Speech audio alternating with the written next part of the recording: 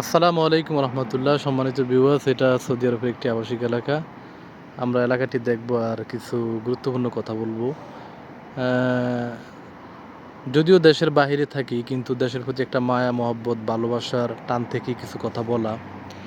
সেটা হলো যে আমাদের দেশে যারা ইসলামিক রাজনীতি করে তাদের কাছে আমার একটাই প্রশ্ন, আপনারা গণতান্ত্রিক রাজনীতি করেন ওজোর হিসেবে ভালো কথা, কিন্তু আপনারা কেন মানুষকে খেলাফতের কথা বলেন না, খেলাফা পদ্ধতির কথা বলেন না?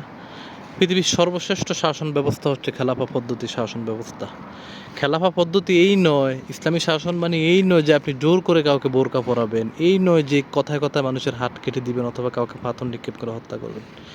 এটা হচ্ছে ইউরোপ, আমেরিকা এবং পশ্চিমাদের একটা ভাওতাবাদী। তারা ইসলামিক শাসন কীভাবে তারা মানুষের সামনে উপস্থাপন করে। আমাদের দেশে যত সমস্যা রয়েছে, যত রাজনৈতিক সমস্যা রয়েছে, এই সমস্যাগুলোর ভিতরে সবচেয়ে বড় সমস্যা হলো প্রচলিত গণতান্ত্রিক পদ্ধতি। এই প্রচলিত গণতান্ত্রিক পদ্ধতি এটাকে আপনি একটি আত্মঘাতী পদ্ধতি হিসেবেও উল্লেখ করতে পারেন। দেখেন, আমেরিকার এই বিশ্ব পরিচালনার সবচেয়ে বড় যে হাতিয়ার, সেই হাতিয়ারটা কি?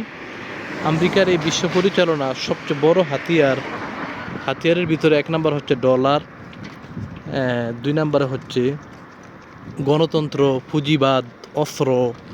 এগুলো হচ্ছে তাদের ব্যবসা। আপনারা একটু চিন্তা করেন, একটু মাথা কাটান।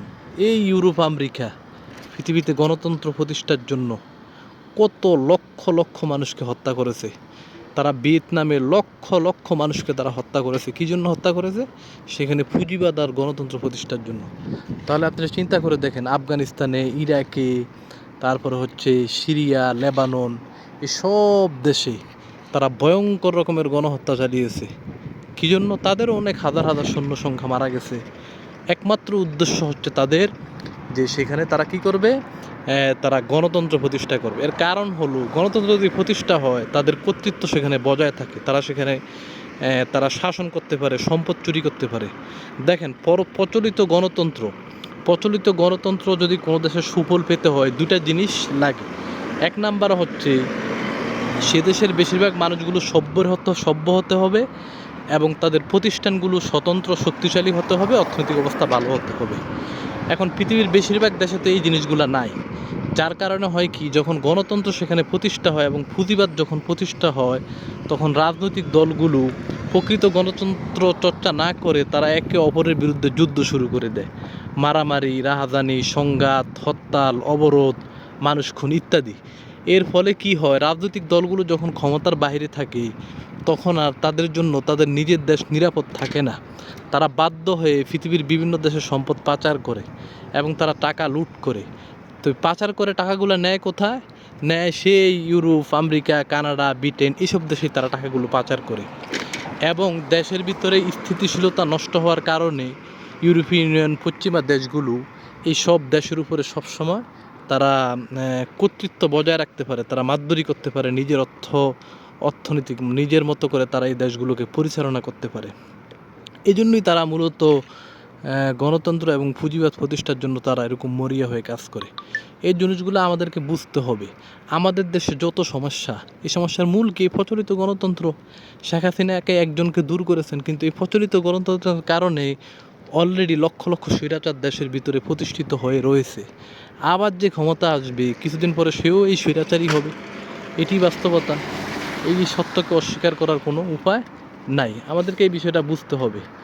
ইসলামিক দলগুলোর কাছে একটাই আবেদন, আপনি প্রচলিত গণতন্ত্রের মাধ্যমে আপনি জীবনও কিয়ামত পর্যন্ত আপনি কি করতে পারবেন না, কখনোই আপনি এই প্রচলিত গণতন্ত্রের মাধ্যমে আপনি ইসলামকে প্রতিষ্ঠা করতে পারবেন না। এটা সম্ভব নয়। ফিয়ার পদ্ধতির মাধ্যমে আপনি ইসলামকে প্রতিষ্ঠা করতে পারবেন না। এর কারণ হলো, এই গণতন্ত্রের সমালোচনা করেছেন আজ থেকে 2-2.5 হাজার বছর আগে অ্যারিস্টটল, প্লেটো, সমাজবিজ্ঞানী লেকি এর সমালোচনা করেছেন। একটা দেশের ভিতরে, আমাদের দেশে 95% মানুষ হচ্ছে ভয়ঙ্কর রকমের অপরাধপ্রবণ এবং আবেগী। একটা দুষ্ট গরুকে তার গোয়ালের ভিতরে শক্ত দড়ি দিয়ে বেঁধে রাখতে হয়। এখন আপনি যদি তাকে উন্মাদের মতো ছেড়ে দেন, সে কিন্তু সবাইকে গুতাবে। ধরুন আপনার ফ্যামিলিতে 10 জন সদস্য রয়েছে। এখন 10 জন সদস্যের ভিতরে 8 জন সদস্যই খারাপ, তারপরে তারা হচ্ছে মাদকাসক্ত। এখন আপনি এই 8 জন সদস্যকে অবাধ স্বাধীনতা দিয়েছেন, এখন এই সদস্যদের ভিতরে যদি আপনি সেখানে বলেন তো মদ হারাম না হালাল, 8 জন ভোট দিবে মদের পক্ষে, 8 জন ভোট দিবে দুর্নীতি জেনা ব্যভিচার খারাপের পক্ষে ভোট দিবে। তো আপনাকে বিষয়টা বুঝতে হবে, আপনারা কেন মানুষকে খেলাফার কথা বলেন না? এই পৃথিবীতে খেলাফা রাষ্ট্র প্রতিষ্ঠা করেছে সেই রাসূল সাল্লাল্লাহু আলাইহি সাল্লাম, আবু বকর, ওসমান, ওমর রাদিয়াল্লাহু তাআলা আনহু থেকে শুরু করে পরবর্তীতে উমাইয়ারা, আব্বাসীয়রা, তারপর হচ্ছে অটোমান, তারপর হচ্ছে মুঘল সাম্রাজ্য, ওসমানীয় সাম্রাজ্য। এই সাম্রাজ্যগুলো এক একটা সাম্রাজ্য 500 বছর 700 বছর পৃথিবীকে দাপটের সঙ্গে শাসন করেছে। সেখানে আইন ছিল, সততা ছিল, সেখানে বিচার ব্যবস্থা ছিল, মানুষের অর্থনৈতিক এবং সামাজিক সব ধরনের অধিকার সেখানে ছিল। তো সেই কথা আপনারা মানুষকে বলেন, কেন শুধু এই গণতন্ত্রের পিছনে আপনারা পড়ে থাকবেন? আজকে আওয়ামী লীগকে শত্রু বানাবেন, কালকে বিএনপিকে শত্রু বানাবেন, আবার কেউ বিপক্ষ গেলেই ধর্মকে টেনে এনে তাকে ইসলাম থেকে বের করে দিবেন। এই কাজগুলো মোটেও ঠিক না। এই গণতন্ত্রের কবর রচনার ভিতরেই খেলাফা প্রতিষ্ঠা হবে।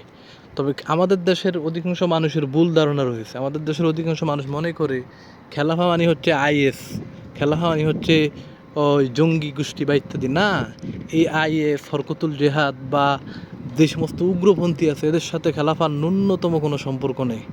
ইসলামী খেলাফা একটা পবিত্রতম এবং সুন্দরতম একটা জিনিস, এটা মানুষকে বোঝাতে হবে। আসসালামু আলাইকুম রহমতুল্লাহ। আমরা সৌদি আরবের এই একটি এলাকা দেখলাম, পাশাপাশি কিছু কথা বললাম। আসসালামু আলাইকুম রহমতুল্লাহ।